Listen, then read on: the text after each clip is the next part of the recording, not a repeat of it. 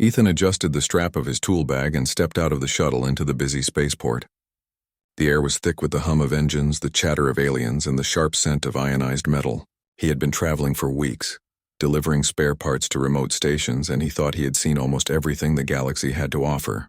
But nothing could prepare him for what was about to happen. Above the crowded docks, a royal convoy glimmered in the late afternoon sun. The ships were sleek, covered in reflective alloys, and their designs were unlike anything Ethan had seen. He caught a glimpse of the alien insignia, a spiral of silver and violet signifying the Zoran dominion. Humans rarely interacted with Zoran royalty. Their species were proud, cautious, and very private. Ethan paused, watching as the convoy descended toward the central docking bay. Then came the warning signs, a sudden flurry of movement in the sky, faster than any patrol ship, too precise to be normal traffic. Out of nowhere, black ships swooped down and alarms rang across the spaceport. Pirates. The human engineer didn't think. He ran toward the chaos, instincts kicking in. Around him, beings of every shape and color scattered, but Ethan ignored them. His eyes locked on the royal ship at the center of the attack. Inside the ship, the air shimmered with panic.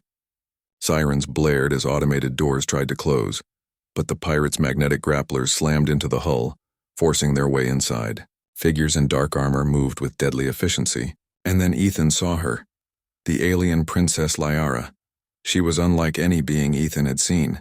Her skin shimmered like polished amethyst. Her eyes glowed with a soft golden light, and her hair floated as if underwater. But she was injured. A pirate's blaster had grazed her shoulder, and crimson liquid flowed where it shouldn't. She stumbled, and the ship's guards struggled to hold back the attackers. Ethan's mind raced. He had no weapons, no official authority, nothing but his hands and quick thinking. Yet something inside him screamed that he couldn't just watch. Without hesitation, he vaulted over a railing and landed inside the ship's entry corridor. Sparks flew as he dodged debris and falling panels. He heard the sound of Liara's heartbeat in his mind, faint but urgent, almost calling him forward. He reached her side just as a pirate lunged with a stun baton. Ethan grabbed a metal rod from the floor, swung it, and struck the attacker. The pirate dropped stunned, and Ethan grabbed Liara's arm. "You have to get her out," a guard shouted, but Ethan shook his head. "No time. I'm getting her out myself," he said. His voice was steady, though adrenaline thumped in his chest. He guided her to a safer section of the ship. Liara's wound was worse than he had hoped. The alien armor had absorbed some of the blaster's energy, but not all. Her breathing was rapid, shallow. Ethan's hands hovered over the injury, trying to remember the emergency medical training he had once received for human patients. But alien biology was different. Then he remembered something from his briefings. A Zoran medical protocol mentioned blood catalyzers for stabilizing severe injuries. Human blood could, in extreme cases, trigger a temporary bond in Zoran tissue. It was risky, untested in emergencies, and probably forbidden, but he didn't have time to hesitate. Ethan pressed his palm to the wound. Pain shot through him as the catalyzing process began. His blood mixed with hers, forming a glowing seal that stopped the bleeding. Liara's eyes widened in surprise, then softened as color returned to her face. The pirates shrieked outside, but inside the small corridor there was a moment of stillness. "You saved me," she whispered, her voice melodic and trembling. Ethan nodded, his own heart racing. "Just hold on. I've got you." The ship rocked violently as another attack struck. Sparks flew and a section of the floor collapsed. Ethan grabbed Liara, pulling her to the edge of a reinforced hatch. He activated the emergency escape pod, and with a crash and a shudder they were ejected into the atmosphere. Outside, the chaos continued. The pirates fired wildly, but the pod's shield held. Ethan tightened his grip on Liara as the pod descended toward the surface of a nearby planet. When they finally landed, the pod's doors opened with a hiss. Ethan helped Liara out. She leaned heavily on him, still weakened, but alive. Around them, the scorched ground smelled of ozone and metal. The sounds of distant blaster fire echoed in the valley below, but for now they were safe. Liara looked at him with wide, golden eyes. "Your blood. It bound us." Her voice was soft, almost hesitant, but there was authority behind it. "By Zoran law, anyone who gives their blood to a royal becomes part of our world." Ethan blinked. He had saved her life, but now he realized what he had done. He wasn't just a rescuer. He had unknowingly entered a bond that could change his entire life. What does that mean? he asked, his voice quiet. Liara's gaze hardened slightly. It means you are no longer just a human. You belong here, to me, to my people. There is no turning back. Ethan swallowed hard. He had not come here to join alien politics or royal intrigues. He had come to work, to explore, to live a simple life. Yet now destiny had thrust him into something much larger. The galaxy was watching, and he was at the center of it. As the pod's communications panel blinked to life, Ethan saw multiple messages from Zoran authorities and neighboring planets. Some were congratulatory, others cautious. Humans had rarely been trusted with royal matters, and now one had performed a miracle. Ethan's mind spun. He had saved one life, but in doing so, he had stepped into an entirely alien world, full of politics, power, and unknown dangers. He could no longer return to his old life. The decision had been made for him the moment his blood touched hers. Liara, sensing his uncertainty, placed a gentle hand on his arm. "Do not fear," she said. "You have already shown your courage. The path ahead will be difficult, but together, we can face it." Ethan nodded, feeling a strange warmth from the bond. It was as if her emotions, her pain, her strength were reaching into him, urging him forward. He did not fully understand what this bond meant, but one thing was certain. His life had changed forever. As they looked out at the alien horizon, the sun setting over crystalline towers in the distance, Ethan felt both fear and exhilaration. He had saved a princess with his blood, and now he belonged to a world he barely understood. The adventure had only just begun. The galaxy, vast and unpredictable, awaited him, and with it, the promise of courage, discovery, and a bond that would test the limits of human ingenuity and heart. The shuttle descended slowly toward Liara's home planet, Zorana Prime, a world unlike any Ethan had ever imagined. The atmosphere shimmered in shades of violet and gold, and massive crystalline towers reached toward the sky, catching the light in dazzling patterns. Floating platforms hovered above the cities, carrying vehicles and people in a constant dance of movement. Ethan pressed his face to the viewport, his heart pounding. He had traveled across the galaxy, seen many strange places, but nothing compared to this. The air was alive with energy, and every step toward the planet below filled him with awe and fear. Liara, still recovering from her injuries, sat quietly beside him. Her golden eyes studied him with a mixture of curiosity and approval. "Soon," she said softly, "you will meet my people. Some will respect you, some will doubt you. All will watch carefully," Ethan swallowed. I don't know if I'm ready for that." Liara's gaze softened. "No one is ever ready for their fate. But you have already proven yourself. Courage and action matter more than preparation." The shuttle landed on a smooth, reflective landing pad atop one of the tallest towers in the capital. Automated doors opened with a melodic hum, revealing a crowd of Zoran officials, guards, and advisors waiting to greet them. The humans had never had a guest of such importance before, and Ethan could feel the weight of every pair of eyes upon him. A tall, stern figure stepped forward.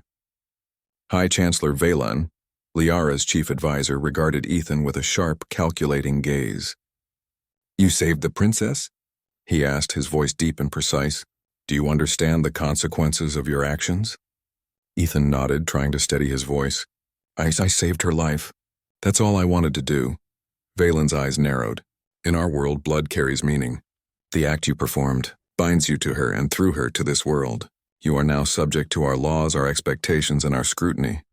Ethan felt the weight of the statement. He had never considered that a single act of bravery could change the course of his entire life. He glanced at Liara. She gave a small, reassuring nod. "He is not here by choice alone," she said. "But he is loyal. That counts for more than law or custom." The group escorted them through the city. Ethan's senses were overwhelmed. Streets curved and twisted in impossible ways. Glowing pathways floated in midair, and alien citizens moved gracefully, some walking on two legs, others floating or slithering. The air hummed with faint energy, and Ethan noticed subtle symbols etched into the towers that seemed to react to his presence. "This is incredible," he whispered. "I've never seen anything like it." Liara smiled faintly. "Zorana Prime is ancient. Every tower, every pathway has a purpose, and every citizen has a role to play. You will learn quickly, or you may find yourself lost." They arrived at the royal palace, a structure of translucent crystal and metal, sprawling in all directions. Guards in ornate armor stood at every entrance, their eyes glowing faintly. Ethan's steps faltered as he realized the palace's vastness. The palace no longer felt safe. After the sudden alarms, Ethan noticed that guards doubled their patrols, and the atmosphere inside the crystal halls grew tense. Liara moved with calm dignity, but Ethan could sense her unease through the strange bond they shared. He knew the danger was far from over. The next morning, Chancellor Valon summoned Ethan before the Royal Council. The chamber glowed with pale light, and towering figures in silver robes sat around a circular table. Their eyes followed Ethan as he entered, some curious, others doubtful. "This human," one counselor said, her voice sharp, "carries the princess's blood bond. But courage in one moment does not prove loyalty forever. We must test him." Ethan's jaw tightened. He wasn't afraid of challenges, but he knew these trials wouldn't be easy. Liara gave him a small nod of encouragement, but even she couldn't speak against the council's decision. Valen's voice echoed through the chamber. "Ethan of Earth, you will face 3 trials. If you succeed, your place here will be honored. If you fail, you will be seen as a mistake, a danger to our people." Ethan squared his shoulders. "I'll do whatever it takes." The first trial began that same day. Ethan was taken to the floating mines of Coral, an abandoned field of drifting energy crystals orbiting high above the city. The crystals were unstable. One wrong move could trigger explosions powerful enough to destroy entire ships. His task was to retrieve a shard of pure coral crystal and bring it back intact. Ethan studied the field carefully. He had no advanced scanners, only a protective suit and his wits. He remembered his years as an engineer, repairing fragile circuits that could blow if handled poorly. Slowly, he guided himself through the floating crystals, each one glowing with dangerous light. His hands trembled as he reached for a shard, but he calmed his breathing and focused. When he finally returned to the observation platform, the shard glowing safely in his hands, the gathered officials whispered among themselves. A human had passed the first test. Liara's eyes shone with quiet pride, and Ethan felt a surge of confidence. The second trial came days later. Saboteurs had struck the royal shipyard, planting devices that threatened to destroy half the fleet. No one could disarm them. The technology was ancient and complex. Ethan volunteered. He crawled beneath massive engines, sparks raining down as alarms blared. Sweat covered his face as he studied the strange devices. They were designed to overload the shipyard's power core, and every second counted. Using his knowledge of human engineering, Ethan spotted a pattern. He realized the devices were wired in a sequence like a puzzle. One by one, he cut the connections, redirecting the energy into harmless loops. At the final moment, a surge of power nearly knocked him unconscious, but he slammed the control panel with his bare hand, stopping the overload just in time. The shipyard workers cheered, and even the skeptical counselors began to murmur with approval. Ethan had saved not just one ship, but hundreds. Yet the third trial would test more than his skills. It would test his heart. A message arrived from the outer provinces. A loyal ally of Liara, Lady Senner, had been captured by the conspirators who sought to overthrow the princess. They demanded ransom, knowing the royal family could not risk open war. The council hesitated, arguing over politics and consequences. Ethan stood. "If we do nothing, they win. I'll bring her back." Liara looked at him sharply. "It is too dangerous. You cannot go alone." But Ethan shook his head. "I won't sit here while someone loyal to you suffers. If your people doubt me, then let me prove myself." That night, under the cover of darkness, Ethan slipped out of the palace with only a small craft and basic supplies. The bond between him and Liara pulsed faintly, giving him courage as he traveled to the abandoned outpost where Lady Senner was held. The outpost was silent, shadows stretching across crumbling walls. Ethan crept through the corridors, his heart racing. He found Senner locked in a chamber, guarded by 2 armored rebels. He had no weapons, but spotted loose metal piping along the wall. Drawing on every ounce of nerve, Ethan created a distraction by smashing a power relay. Sparks burst, lights flickered, and the guards rushed to investigate. Ethan lunged, striking one across the back and grappling with the other. His movements were clumsy but desperate, and in the struggle he managed to knock the second guard unconscious. Who are you?" Senner asked, wide-eyed as he unlocked her restraints.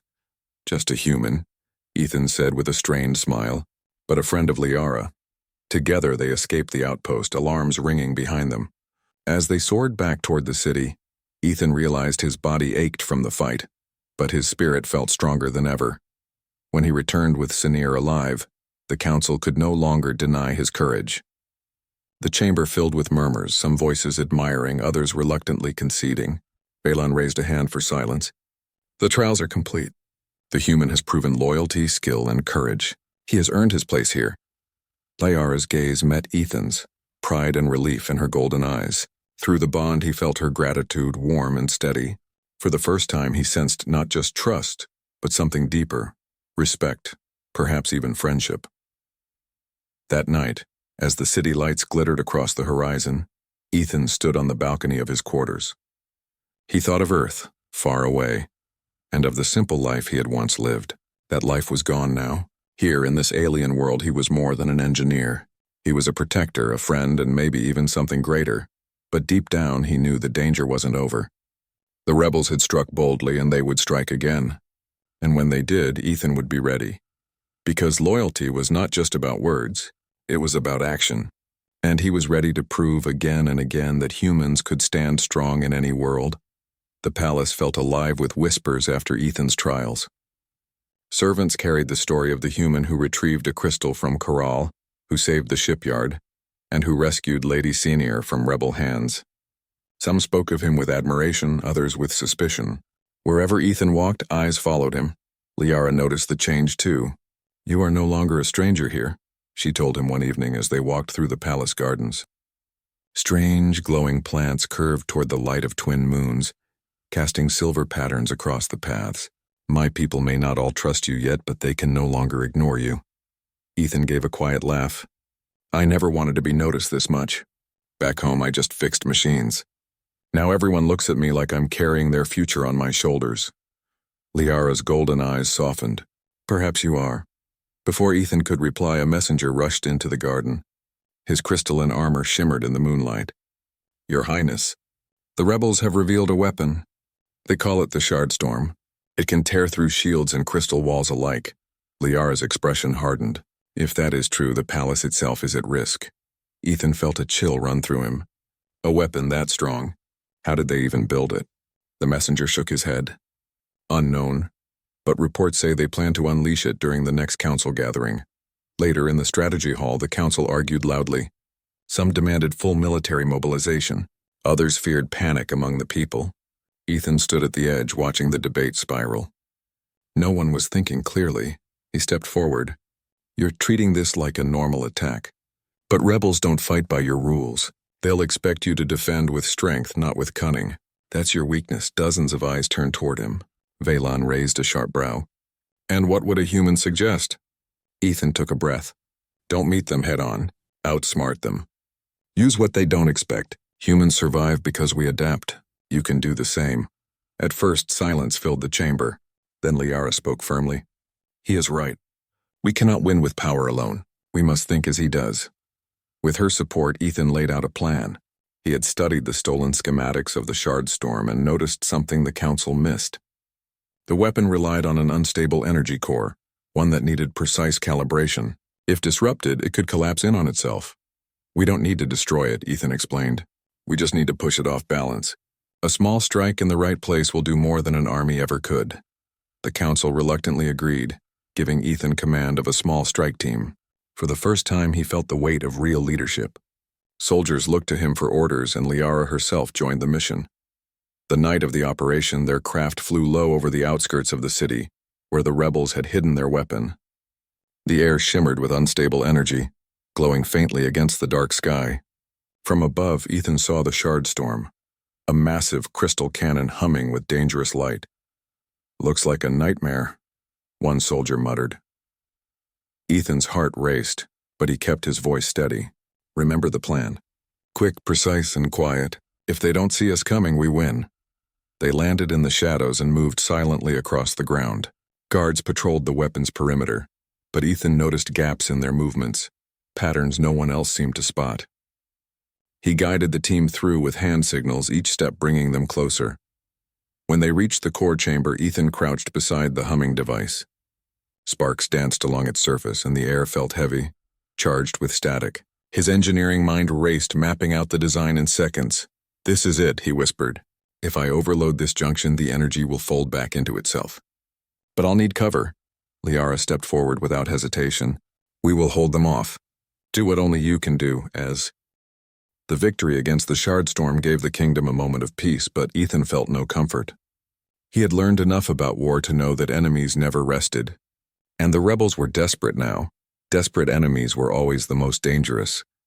Days passed in tense calm. The city glowed with joy as people celebrated their survival. Songs were sung about the brave princess and the strange human who had saved them. Children chased one another in the palace gardens, pretending to be Ethan with wooden tools, pretending to disable great weapons with clever hands. But inside the council chambers, unease spread like fire. Reports arrived of rebel ships gathering beyond the Crystal Mountains. Spies whispered of traitors within the capital itself. Ethan sat in the chamber with Liara and the council, listening to the endless debate. Valon slammed his fist against the table of carved crystal. We should crush them now before they gather more strength. Others shook their heads. If we strike too soon, we may fall into their trap. Their leader, Kareth, is cunning. He waits for us to act blindly. Ethan spoke at last. His voice was calm but firm. You're both right. Kareth wants you to argue. He wants division. If he's planning to strike here, then his eyes are already inside these walls. The chamber went silent. Liara's gaze sharpened. You mean traitors? Ethan nodded slowly. Yes, and if I were Kareth, I would not attack the people directly. I would aim for the throne. Those words proved true sooner than anyone expected. That night, alarms blared through the palace. Guards shouted, crystal walls shook, and blasts of fire lit the night sky. The rebels had launched their boldest move yet, an assault on the palace itself. Ethan raced through the halls with Liara at his side. They passed servants fleeing in panic and soldiers rushing to form defensive lines. The sound of crystal blades clashing with steel echoed through the corridors. They're inside already, Ethan said through clenched teeth. Someone opened the gates. Liara's jaw tightened. Then the betrayal runs deeper than we feared. In the grand throne chamber, they found the enemy. A squad of rebels in dark armor stormed across the shining floor. At their head stood Kareth himself, a tall figure with silver markings etched across his face. His voice rang like steel. Your reign ends tonight, Princess, Kareth declared. The people no longer believe in your light. They will follow me into a future of power. Liara lifted her chin, unshaken. You speak of power, but you bring only ruin. Kareth's gaze shifted to Ethan, his lips curled in a sneer. And this is the alien savior? How far our great kingdom has fallen to depend on a creature from a distant world. Ethan met his glare without flinching. Funny. For someone who claims strength, you sound afraid of me. Kareth snarled and raised his blade. The rebels surged forward. Battle exploded in the throne chamber. Guards clashed with rebels, crystal sparks and steel ringing in the air.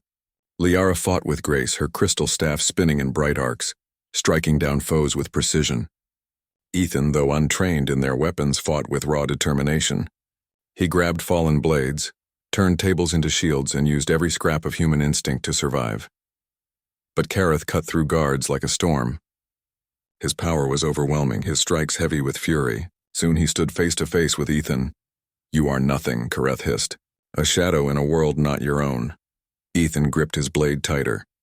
Maybe so, but sometimes shadows are where the real fight begins. Their blades clashed, the impact rattling Ethan's arms. Kareth was faster, stronger, but Ethan refused to fall. He ducked, dodged, and used tricks no soldier would think of, throwing a chair into Kareth's path, blinding him with shattered crystal dust, striking at weak angles instead of direct blows. Still, Kareth pressed harder, and Ethan's strength began to fail. Liara rushed to help, but Kareth swung wide, knocking her back. She crashed against the crystal steps of the throne. Pain flashed across her face, but her eyes burned with determination. Ethan's heart surged. He could not let her fall. Not after everything. With a roar, he lunged, driving his blade toward Kareth's chest. Kareth blocked it easily and twisted, striking Ethan across the ribs. Pain exploded through him, and he fell to one knee. Kareth raised his blade for the final blow. This is the end, human. But Ethan still had one weapon left, his mind. He glanced at the glowing crystal floor beneath them, remembering how fragile its energy conduits were. With one final burst of strength, he slammed his blade down, shattering the crystal tiles. A surge of unstable light erupted. knocking both him and Kareth backward. Smoke and sparks filled the chamber. Ethan coughed, forcing himself up. Across the floor, Kareth staggered, stunned by the blast. "Now, Liara!" Ethan shouted. With every ounce of strength she had left, Liara rose. Her staff glowed bright as she hurled it forward, striking Kareth square in the chest. The blast of crystal energy threw him against the wall. His armor cracked and his body slumped to the floor. Silence fell over the chamber. The surviving rebels, seeing their leader defeated, dropped their weapons. Guards seized them swiftly. Ethan collapsed onto the shattered floor, breathing heavily. His vision blurred, but he felt Liara's hand on his shoulder. "You saved us again," she whispered. Ethan gave a weak smile. "We saved each other. That's how it's supposed to be." The battle was over, but the cost was heavy. The throne chamber lay in ruins, and the palace walls bore the scars of betrayal. Yet in the ashes of the night, the people saw hope. Their princess had stood unbroken, and the strange human had fought with the courage of 10 warriors. As dawn rose, the city gathered in the palace square. Liara stood before them, her voice steady but filled with emotion. "The rebellion sought to divide us, to shatter our light. But together, we proved that unity is stronger than fear. And it was not just my people who fought tonight. It was one who came from beyond the stars, who risked everything for us. Let it be known, the human Ethan now belongs to this world as one of us." Cheers thundered across the city. The name Ethan echoed like a song. For the first time, he no longer felt like an outsider. He was part of something greater, a world that had chosen to claim him as their own. But even as the celebrations grew, Ethan's thoughts turned dark. Kareth had been defeated, but was he truly gone? Or had the rebellion only lost one battle in a larger war? Ethan knew one thing for certain. The greatest trial was still ahead. The palace walls still bore the scars of the battle. Shattered crystal tiles glittered on the floor of the throne chamber, and broken banners hung half-torn from the ceilings. Yet despite the destruction, there was light in the air. Light not from torches or lamps, but from the hearts of the people. The rebellion had been defeated. Kareth lay captured in the deepest cells below the palace, and his followers had been scattered or imprisoned. For the first time in months, the kingdom breathed without fear. But for Ethan, peace did not come so easily. He stood at the balcony of his guest chamber, looking out at the alien city. The dawn sun rose over the crystal spires, painting them in golden light. It was beautiful, more beautiful than anything he had seen on Earth. Yet in his chest, questions twisted. Was he truly part of this world? Or was he still just a stranger who had stumbled into someone else's destiny? A soft voice broke his thoughts. "You are awake early." Ethan turned. Princess Liara stood in the doorway, dressed not in her royal armor but in a simple white robe. The sunlight caught the edges of her silver hair, making her look almost otherworldly. "I couldn't sleep," Ethan admitted. "Too much on my mind." Liara stepped beside him, her gaze following the horizon. "The people chant your name in the streets. They see you as a hero, a savior. Do you not feel the same?" Ethan gave a faint smile. "A hero?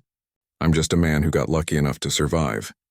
If Kareth had been faster, if the crystal blast hadn't worked?" He shook his head. "I'm no legend." Liara's eyes softened. "Legends are not born from perfection, Ethan. They are born from courage. You stood when others fell. You gave your blood to save me, and with it you gave hope to my people." For a moment, silence stretched between them. Ethan felt the weight of her words, heavier than any blade. Later that day, the council gathered once more. The throne chamber had been cleaned, though the cracks in the floor remained as silent reminders of the battle. Liara sat upon the throne, tall and steady, while Ethan stood at her side. Valen rose to speak. "The rebellion is broken, but questions remain. What do we do with the traitors? What future do we shape from these ashes?"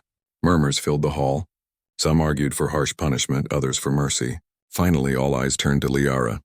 She rose from her throne, her voice clear. "This kingdom will not be rebuilt on fear. Punishment alone cannot heal. We must show that unity is stronger than division. We will guard against future betrayal, yes, but we will also extend a hand of forgiveness to those who lay down their arms." A wave of surprise passed through the council, but none could deny the strength in her words. Slowly, the room filled with nods of agreement. Then Liara looked to Ethan. "And what of him? He is not of our world, yet he has become part of it. His presence raises questions of law, of tradition, of future alliances. What say you, Ethan of Earth? Where do you wish to stand? The hall grew silent. Dozens of eyes fixed upon him, waiting. Ethan felt the weight of 1,000 lives pressing on his shoulders. He took a deep breath. I never came here to rule or to command. I only wanted to help because